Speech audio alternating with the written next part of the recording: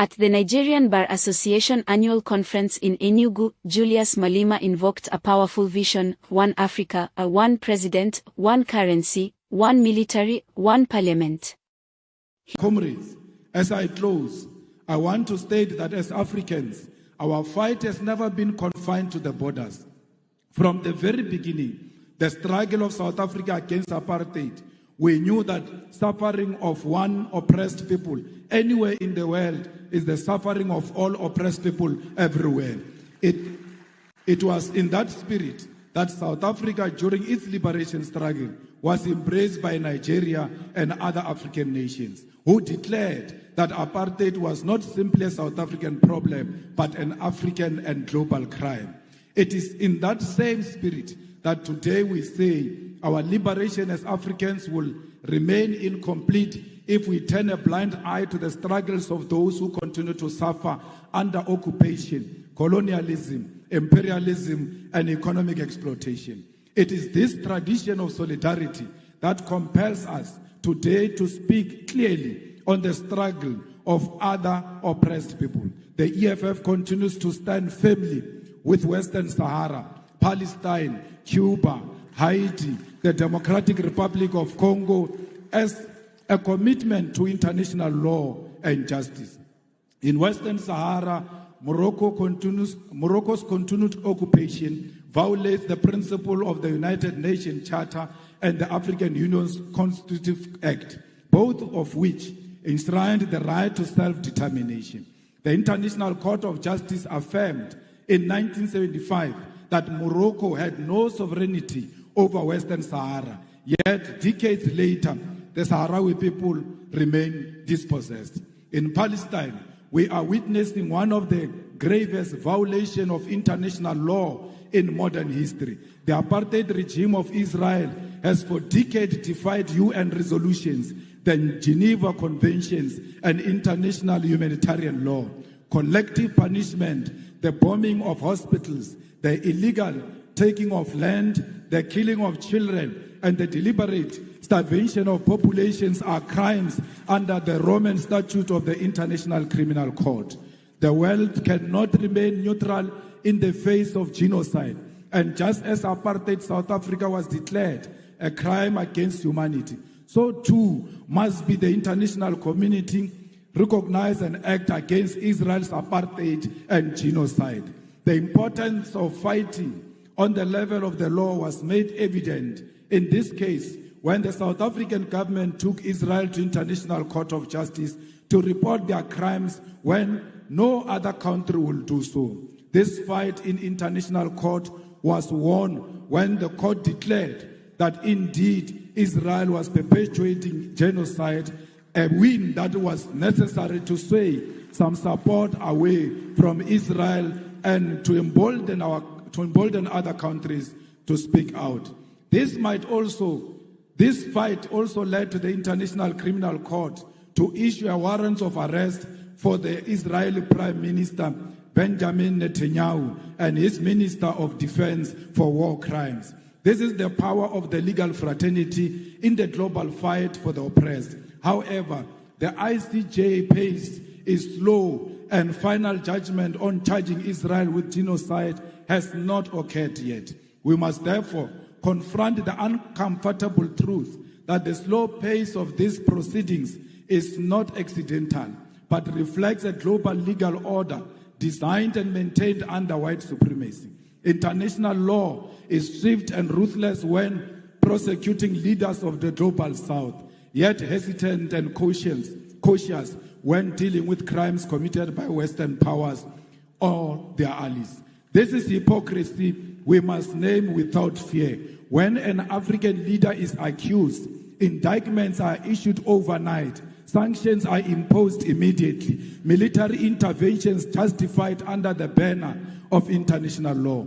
However, when Israel starves children in Gaza or the United States and its allies invade nations and topples governments, the same institutions suddenly discover restraint, complicity, and delay. As the legal fraternity of Africa, you cannot accept this double standard. You must be bold enough to create alternative and fair systems of accountability that do not bend to imperialist interests.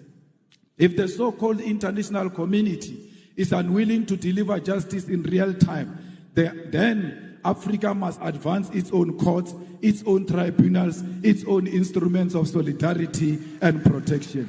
Just as we build liberation movements when colonialism denied us freedom, so too must we build new legal institutions when the existing ones fail us. In Cuba, for over 60 years, the United States has imposed an economic blockade in contravention of international law, including the principle of non-interference and the sovereign right of nations to choose their social and economic system. Despite this, Cuba has demonstrated a profound commitment to human solidarity, sending doctors across the globe, including to Africa, welcoming Africans into their classrooms and participating in the liberation of the oppressed. Cuba never sent their soldiers anywhere to kill anyone. Instead, they send their doctors all over to go and save life. The tragedy of Haiti is one of historical injustice. Haiti's revolution was first declaration of black freedom in the modern world, yet it was punished with centuries of economic sabotage and enforced debt. Contrary to any principle of justice, today, Haiti suffers from foreign interference, the denial of sovereignty, and the imposition of external governance. International law demands reparation, debt cancellation, and the withdrawal of foreign forces so that Haiti can govern itself in dignity. We have seen DRC not experiencing peace because of its mineral resources. We must stand with DRC and demand that there must be permanent peace in DRC and everywhere else in Africa. Because DRC without peace, it will never experience economic growth. We are because DRC it is.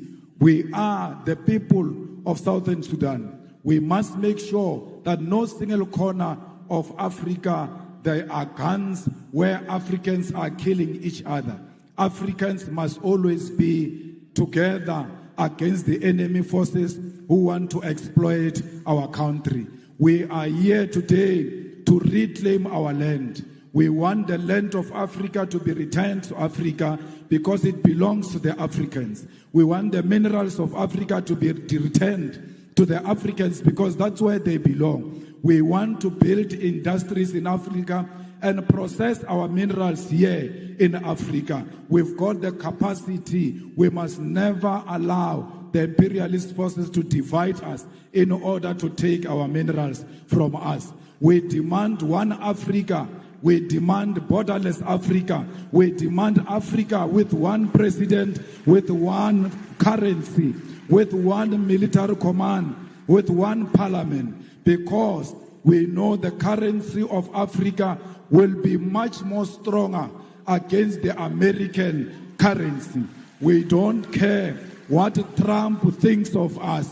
He will never choose a policy position for Africans. We are not subject of Trump. We must refuse to be subjects of Trump. We must stand together as the world changes and show the world that Africa is one and Africa is equal to all nations, to China, to Russia, to America. We are not just a small nation. We are a big nation. We are not a dark continent. How can we be dark when we've got diamond that is shining amongst us? We are a shining nation. I thank you.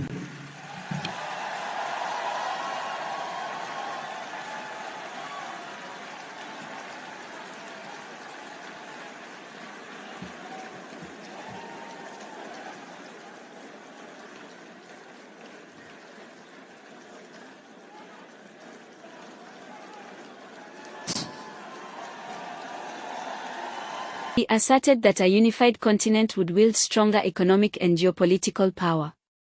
If Africa truly stood as one, how different would our global influence look? Could a shared currency genuinely uplift our economies, or would complexities outweigh benefits? Malema went further by declaring, "We must refuse to be subjects of Trump," rejecting foreign interference in African policy and asserting equality with global powers like the US, Russia, and China. How does that statement resonate with you? Do you believe rejecting foreign influence is the first step toward genuine sovereignty, or is strategic collaboration necessary? He celebrated the deep ties between Nigeria and South Africa, recalling Nigeria's crucial support during the anti-apartheid era, including the Mandela tax and solidarity through the Southern African Relief Fund. Malema urged using this solidarity to drive industrialization across agriculture, energy, and manufacturing. Is this a tipping point for a renewed Pan-African industrial agenda? Could memories of historical unity reignite collaborative strategies today? Malema also condemned xenophobia as a betrayal of the unity Africans fought for, referencing repeated attacks on Nigerians and other Africans in South Africa. He called out poverty, inequality, then failed governance as the real culprits. Have divisions among Africans cost us more than external threats ever could? How do we reclaim empathy and solidarity in societies grappling with frustration and economic strain? The NBA Annual Conference is one of the largest gatherings of lawyers in Africa, and for the first time in 22 years, Enugu is playing host to the event, which this year carries the theme "Stand Out, Stand Tall." Declaring the conference open, Governor Peter Mbah, a lawyer himself, highlighted reforms his administration has introduced in the justice sector. He described them as part of a broader vision to reposition Enugu State as a destination for business, leisure, and investment. Ladies and gentlemen, this week is not just about policy and reform. It is also about hospitality, connection, and renewal. And I assure you, in Enugu, hospitality is one thing we take seriously. For the keynote speaker, the South African opposition leader, Julius Malema, legality does not always equate to justice. Known for his fiery advocacy on economic liberation, Malema challenged lawyers to confront laws that are technically legal but inherently unjust, stressing the need for reform that prioritizes fairness and protects citizens from exploitation. We must all ask ourselves whether the time has not once again arrived for liberation to be achieved against the strain of our nation to recolonization, and whether this fight must not begin by reimagining our laws for the better. The Sultan of Sokoto, Mohammed Said Abubakar III, in his remarks urged lawyers to remain the conscience of the nation in moments of political and economic uncertainty. We look forward to reading the communique and implementing it. In Nigeria, we do not lack very good policies and whatever. What we lack is implementation. The conference, already generating robust debate, comes at a critical moment when Nigeria is considering constitutional amendments. Participants are expected to engage in far-reaching discussions that could influence the country's legal and democratic trajectory. Kelechi Ekeledo, AIT News, Enugu.